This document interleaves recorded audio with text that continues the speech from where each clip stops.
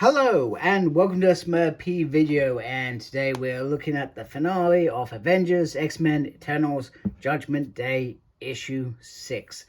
And I have this very, very beautiful variant cover of Dazzler. And just to be clear, Dazzler is not in this book whatsoever.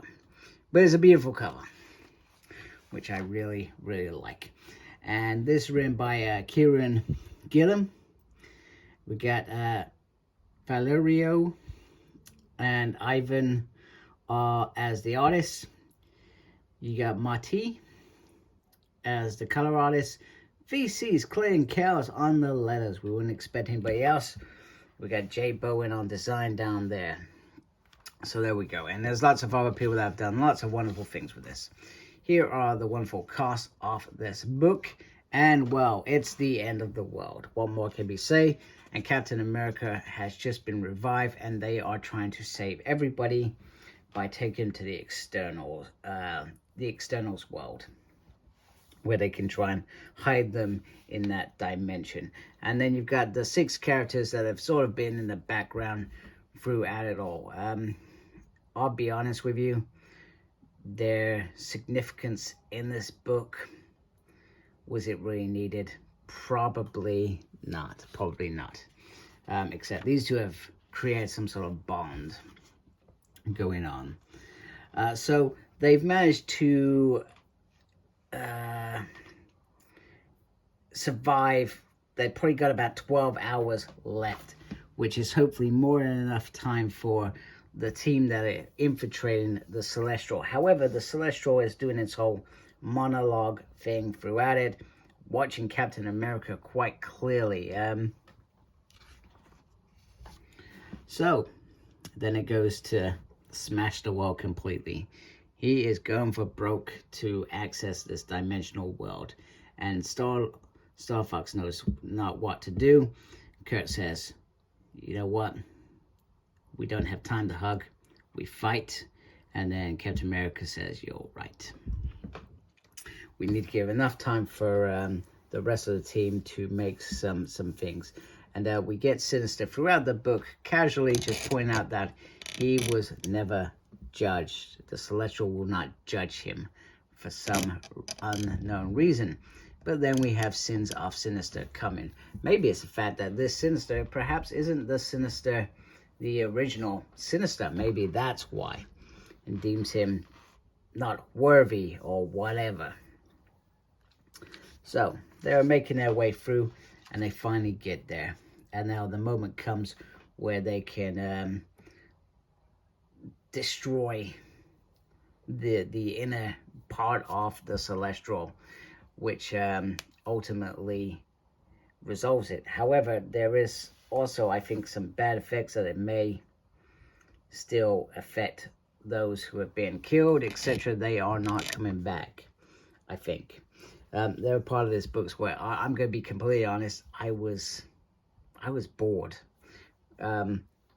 Quite simple. However, we've also, the externals are sort of free of the mutant powers, so A.X.E decides to strike rather than let it happen. We also get this moment where Marvel remembers Mike, who sadly passed away. So moving on, it's arrived into the externals dimension. There are lots of weapons, and literally they are like ants running towards them. And Captain America tries to give the Celestial one final warning to surrender, and it's almost like, well, you cannot stop me. However, Exodus and some of the others have sort of joined to start beating it to create precious seconds. That's what we're talking about here, seconds. So whilst Wolverine and some of the others are holding off some of the, so it's like in your body you have like what are they called, is it antibodies, where they go and fight foreign objects inside your body. That's what's happening there. So Wolverine and some of the others, perhaps Sinister, are fighting some of them whilst they're going on about it. And then they are talking about another way to approach this. that if they convince the Celestial that its judgment is flawed, maybe they could get through to it. So we are going down the talking road, etc. Also, A.X.E has rocked up as well, which is interesting. Who would have thought it? But they have come because they see it as mutants are about to disappear. Jean Grey, whilst the moment is there, she goes to do what she thinks is right, although perhaps it is wrong. However, Cersei opens up the channel and speaks to humans. So this is the first time that humans will find out that when one of them dies, we take human life to come back. You've been our fuel for centuries, etc. And as such, I don't want to be judged by this Celestial. I want to be judged by you. And I should have always been opened about this part of us. So, yeah, there we have it. The humans judge him, they outrage him, and then the creature destroys her. Which is interesting. Very interesting. But it also gives an opportunity for them to start questioning the Celestial about its protocols to judge them. And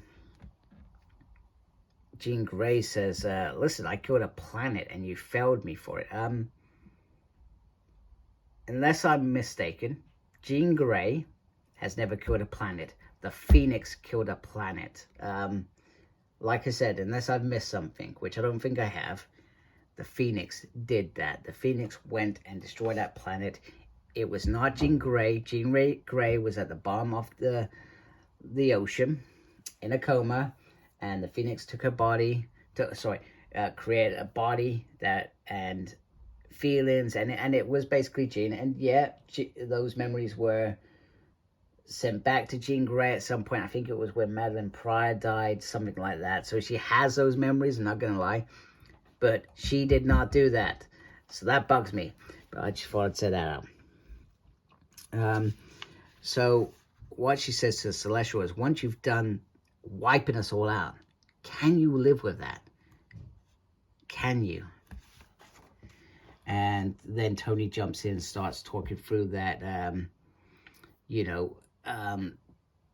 I've made mistakes during my hero things, and, they sort of start playing to this part that you can change as well. It's not just about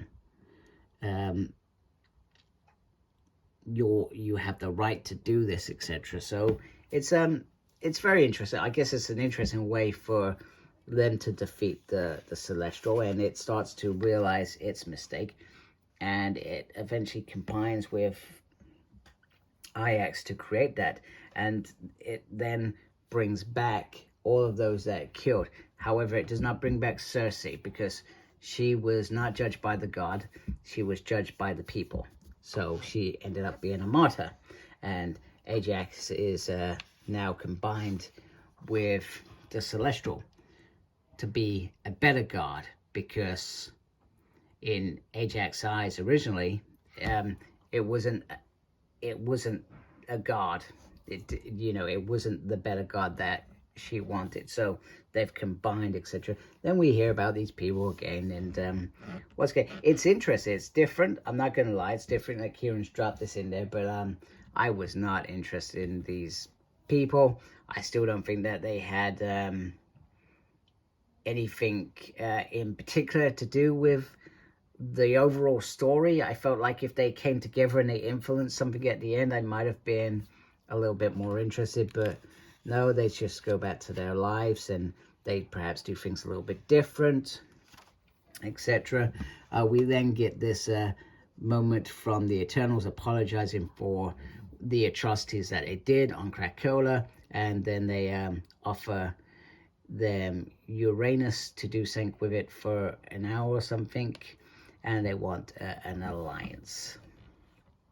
And they also explain why you cannot kill Uranus. Druid is, I know I probably said that completely wrong, Druid.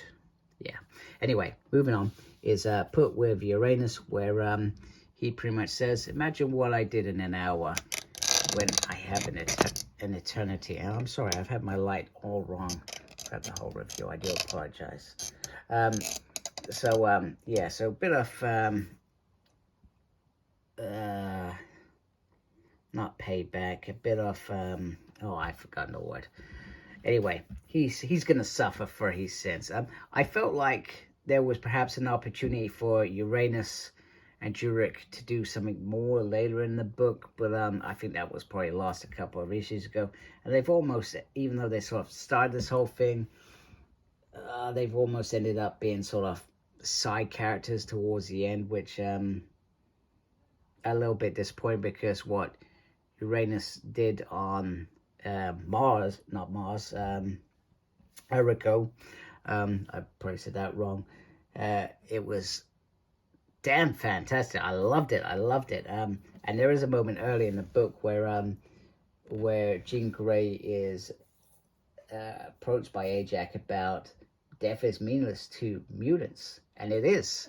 And that's something that when Jean was perhaps making those decisions about killing that creature, she didn't actually grasp the effects of, because she would be fine at the end of it. Anyway, there's also a bit about deviant blood, and apparently it means nothing in terms of mutants, even though they've got some sort of, I don't know, some sort of close weird relationship. I was hating the fact that they might recon something around mutants. I really was not enjoying that part, but they've gone back. He says you're human, and she says mutant, which is brilliant. Perfect timing.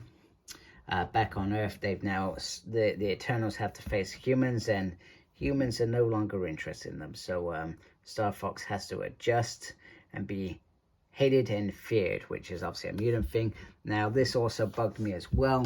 So Jean Grey reached out about bringing back certain people that have been affected in the world. We can't do everybody, because that would take a ridiculously long time, even though they have forever to do this. Remember, they're going to live forever, mutants, at this point in time.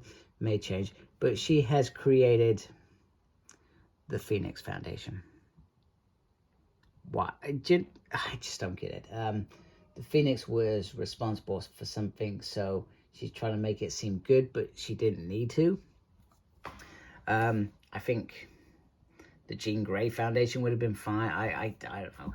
I guess when you say Phoenix Foundation, you automatically think, well, what has that destroyed? Let's make it into a force of good. I don't know. It just seems a bit weird. And don't get me wrong, there are moments in civilian life where there have been things put in place, or foundations, or things put in place to make changes.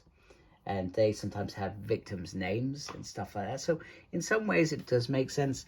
Well, it would have made sense if she named it after the planet that she destroyed. That would have been good, maybe. I'm just not feeling this whole, why bring up this Phoenix thing now? And I really hope that now that they've sort of mentioned this a few times in this book, that X-Men isn't going down that line of Phoenix again, because it's going down the line that I'm really enjoying at the moment. But hey, it's a start. But the thing with this is, in Scott's mind, is we may win in terms of how we look, but also A.X.E win out of this as well. So which is interesting, etc. And we can see like a Nimrod balloon down there, for goodness sake. So interesting times. I'm hoping that the A.X.E story comes forefront. We have the Avengers discussing that they're living back in the Celestial. We also have this moment between Tony and Steve about Tony being chosen and Steve not, and Steve comes out and says, you know what, you made the Celestial, it was based on you, and it tried to kill the Earth, so do not do that. Do you know what I mean? But I suspect it will play on Steve's mind, and that may be the ramifications of this for the Avengers. Plus, he's been resurrected on Krakoa now. So what does that mean for Steve? I don't know. Maybe something, maybe nothing. But he meets up with this girl who he promised a cup of coffee to, probably a few issues back when they were saving and helping and all that stuff. So anyway, it is left with the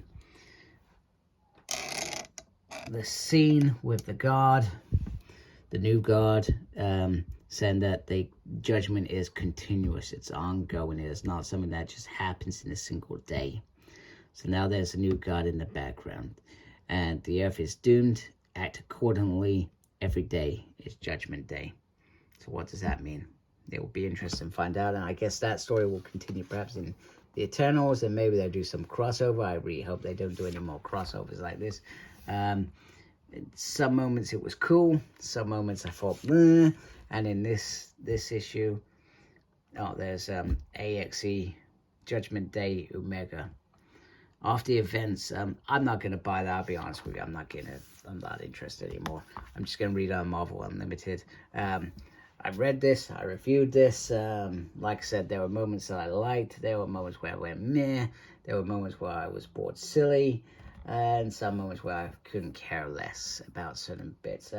So Kieran is a great writer. And like I said, fantastic moments during this. And then some moments not so enjoyable. But I want to hear from you. Tell me what you liked about this book if you read it, or what you thought. Did I miss any sort of observations that perhaps you picked up on? Because sometimes I do that. I miss things and I go back and I keep myself because I'm like, oh man, why didn't I even think about that?